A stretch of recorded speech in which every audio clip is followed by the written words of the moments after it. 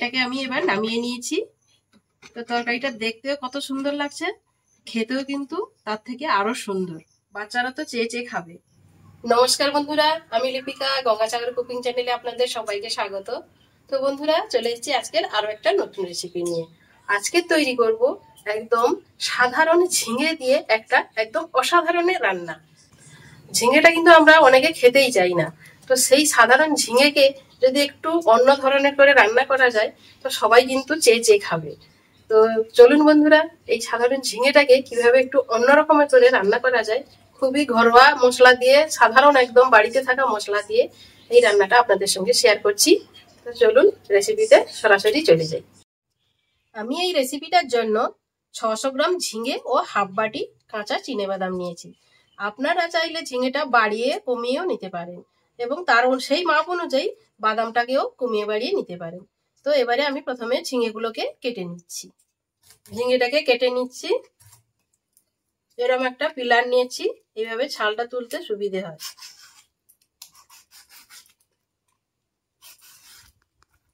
বটিতে তুললেও হয়, তবে সময়টা বেশি লাগে, সেই জন্য আমি এইভাবে প্রত্যেকটা ঝিঙের ছালগুলো তুলে নিচ্ছি। ঝিঙের সবগুলোর খোসা ছাড়িয়ে নিয়েছি। এবারে জলে দিয়ে খুব ভালোভাবে এটাকে ধুয়ে একটা একটাকে খুব ভালো জল ঝরিয়ে আমি এটা তুলে নিচ্ছি। এগুলোকে রেখে দিয়ে এবারে আমি একটা মশলা তৈরি করে নেব। উনুন জ্বালিয়ে একটা কড়া বসিয়ে দিয়েছি। এই বাদামগুলোকে একটু হালকা করে ভেজে নেব। খুব বেশি আঁচ লাগালে হবে না, একটু হালকা করে এগুলোকে ভেজে নেব।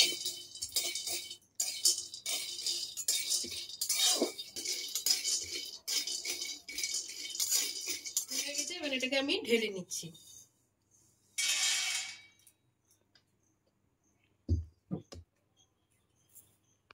বাদামটাকে একটু ঠান্ডা করে নেব। ততক্ষণে আমি ঝিঙেগুলোকে এখন আমি টুকরো টুকরো করে কেটে নিচ্ছি। ঠিক এইরকম মাপ করে আমি ঝিঙেগুলো কেটে নেব।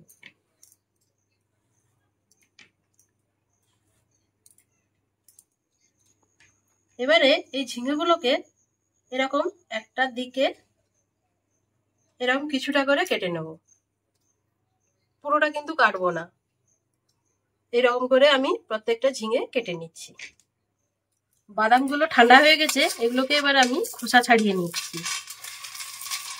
আমি এখানে কাঁচা বাদাম নিয়ে ভেজে নিয়েছি, কেউ চাইলে কিন্তু এখানে ভাজা বাদামটাও নিতে পারে, তাতে কোনো সমস্যা নেই। বাদামের খোসাগুলোকে সব ছাড়িয়ে নিয়েছি। এরকম একটা ঝাড়া নিয়েছি, এর থেকে বাদামের খোসাটাকে আলাদা করা যায় খুব সহজভাবে। এই জন্য আমি এরকম একটা ঝাড়া নিয়ে নিয়েছি। আমি এখানে বাদামের খোসাটা ছাড়িয়ে দিচ্ছি, কেউ চাইলে খোসা সমেতও এটা পেস্ট করে নিতে পারে। কত সুন্দরভাবে খোসাগুলো ছেড়ে যাচ্ছে দেখুন। এক আধটা থেকে গেলে কোনো সমস্যা নেই, কেননা এটা খোসা সমেত রান্নাও করা যায়, কোনো সমস্যা নেই। এবারে বাদামটাকে আমি পেস্ট করে নেব। এবারে মিক্সির জারের মধ্যে নিয়ে নিচ্ছি বাদাম ভাজা। এর সঙ্গে দিয়ে দিচ্ছি 1 চামচ গোটা জিরে,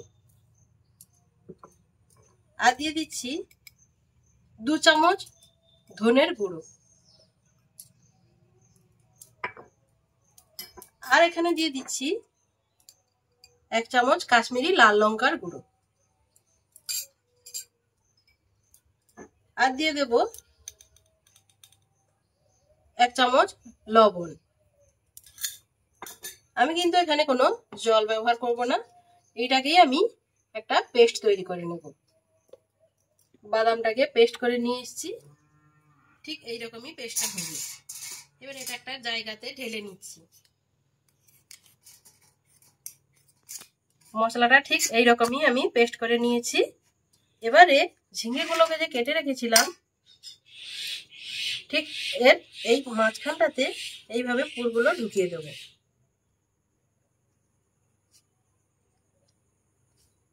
ঠিক এইরকম করে পুরগুলো ঢুকিয়ে দেব।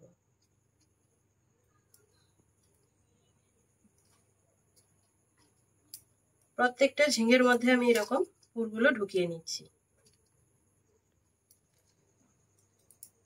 খুব বেশি মশলা কিন্তু এর মধ্যে দিলে ঝিঙেটা তো পরপর একটা মজে যায়, যার জন্য খুব বেশি মশলা হলে তখন তরকারিটা কিন্তু একদম বেশি মশলা হয়ে যাবে।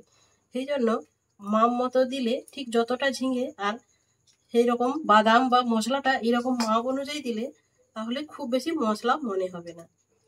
আমি কিন্তু এখানে কোনো পেঁয়াজ রসুনের ব্যবহার করিনি, একদম নিরামিষভাবে এই রেসিপিটা করছি। কেউ নিরামিষ দিনে এইভাবে রান্না করে খেলে খুবই ভালো লাগবে। অবশ্যই একবার নিরামিষ দিনে এইভাবে রান্না করে খাবেন। ভাত, রুটি, পরোটা সবকিছুর সঙ্গে কিন্তু এই ঝিঙের রেসিপিটা খুবই ভালো লাগে। অবশ্যই একবার হলেও বাড়িতে ট্রাই করবেন। প্রত্যেকটা ঝিঙের মধ্যে পুর ভরা হয়ে গেছে। এবার একটা উনুন ধরিয়ে আমি কড়া বসিয়ে দিয়েছি। কড়াটা তেতে গেছে, তার মধ্যে দিয়ে দিচ্ছি সাদা তেল 2 চামচ মতো। এর মধ্যে দিয়ে দিচ্ছি গোটা জিরে 1 চামচ।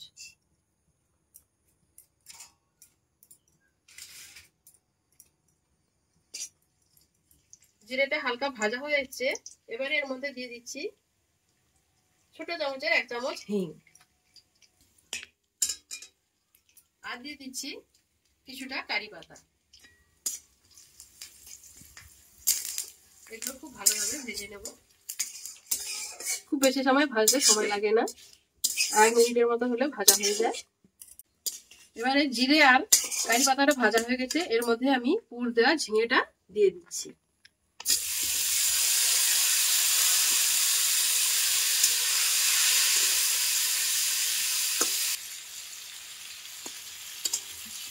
এই রান্নাটায় কিন্তু কোনো জল ব্যবহার করব না, এটাতে খুব বেশি নাড়ানাড়িও করব না। এটা এইভাবে রেখে আমি ঢাকা দিয়ে 5 মিনিটের জন্য ঢাকা দিয়ে রান্না করে নেব। প্রত্যেকটা বাড়ির বাচ্চা কিন্তু সবজি খেতে চায় না, তাদের জোরমার করে খাওয়াতে হয়। তো ঝিঙেটাকে এইরকম করে যদি একটু নতুন ধরনের পদ্ধতি করে একই মশলা ঘুরিয়ে ফিরিয়ে দিয়ে যদি রান্না করে দেওয়া যায়, তো খেতে কত ভালো লাগে। তখন দেখবেন যে বাচ্চারা চেয়ে চেয়ে খাচ্ছে। এই রেসিপিটা ভাত, রুটি, পরোটা সবকিছুর সঙ্গে কিন্তু খেতে খুবই ভালো লাগে। তো রেসিপিটা যদি ভালো লাগে অবশ্যই লাইক, কমেন্ট, শেয়ার করবেন। ইউটিউব থেকে দেখলে অবশ্যই চ্যানেলটি সাবস্ক্রাইব করবেন। ফেসবুক থেকে দেখলে অবশ্যই পেজটি ফলো করে সঙ্গে থাকবেন। আর এটা প্রচুর প্রচুর পরিমাণে শেয়ার করে দেবেন। 5 মিনিট হয়ে গেছে, ঢাকা খুলে দেখে নিচ্ছি। অনেকটাই জল বেরিয়েছে। আমি কিন্তু এটাকে আর নাড়বো না, এভাবেই আবারও 5 মিনিট হতে দেব এবং খুবই হালকা আঁচে এটাকে রান্না করে নিতে হবে। ওই জলেই যেন ঝিঙেটা সেদ্ধ হয়ে যায়। আমি আবারও 5 মিনিট ঢাকা দিয়ে সেদ্ধ করে নেব। আবারও 5 মিনিট পর ফিরে এসেছি। দেখুন কতটা জল বেরিয়েছে। এবারে একটু খুন্তি দিয়ে নেড়ে দিচ্ছি। মশলাটাও খুব সুন্দরভাবে সঙ্গে একদম সমপরিমাণ হয়েছে, খুব বেশিও হয়নি, খুব কমও হয়নি। ঝিঙেটাও বোঝা যাচ্ছে, মশলাটাও বোঝা যাচ্ছে, ঠিকই আছে। আমি আবারও 5 মিনিটের জন্য ঢাকা দিয়ে রান্না করে নেব। ঢাকা খুলে দেখে নিচ্ছি, তরকারিটা কিন্তু একদম রেডি হয়ে গেছে। আমি কিন্তু কাশ্মীরি লঙ্কার গুঁড়ো ছাড়া আর সেরকম কোনো লঙ্কার ব্যবহার করিনি। সেই জন্য আমি 2টো কাঁচা লঙ্কা ফাটিয়ে নিয়েছি, এগুলো ছড়িয়ে দিচ্ছি। আর দিয়ে দিচ্ছি ধনেপাতা কুচি। আর সবশেষে দিয়ে দিচ্ছি 1/2 চামচ গরম মশলার গুঁড়ো। দিয়ে এটাকে ভালোভাবে মিশিয়ে নেব। বাদাম থেকে তেলটা কত সুন্দরভাবে ছেড়েছে, একদম রেডি। এবার এটাকে আমি ঢেলে নিচ্ছি। কত সুন্দর হয়েছে দেখুন।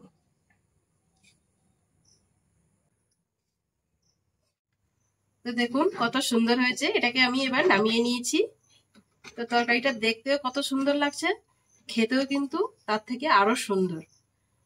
তো বন্ধুরা অবশ্যই বাড়িতে একবার হলেও ট্রাই করবেন। এই সামান্য ঝিঙে দিয়ে যদি এরকম একটা সুন্দর রান্না হয়, ভাত, রুটি, পরোটা সবকিছুর সঙ্গে এটা খেতে খুবই ভালো লাগে। বাচ্চারা তো চেয়ে চেয়ে খাবে। বাড়িতে বানালে অবশ্যই কমেন্টে জানাবেন। তো বন্ধুরা নিত্য নতুন এরকম ভিডিও পেতে অবশ্যই আমার চ্যানেলটি সাবস্ক্রাইব করে রাখবেন।